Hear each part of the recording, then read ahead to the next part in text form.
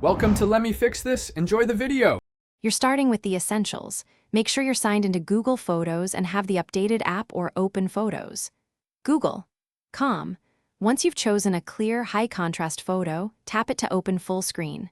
Next, tap Edit or the Adjust icon. This enters the editing workspace where background tools live. If the subject is simple, Google's automatic tools work faster.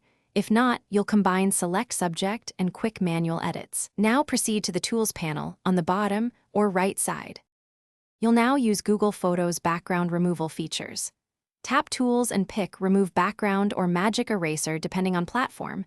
The app attempts an automatic cutout. Once the subject is isolated, inspect edges closely. Make refinements with the brush, erase, or restore brushes. Zoom in, paint to clear leftover fringe, or restore small parts accidentally removed. Because AI can miss thin details, toggle between erase and restore until edges look natural. When finish by saving a new copy so the original stays intact.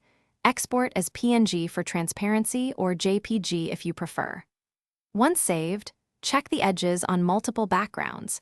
If you see halos or missing hair, undo and use manual erase or restore to touch those spots, or rerun removal after a slight contrast boost.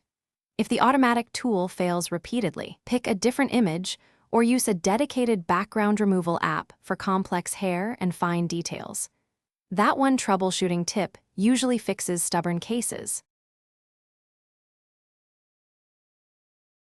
Thanks for watching. If you found this helpful, don't forget to like and subscribe.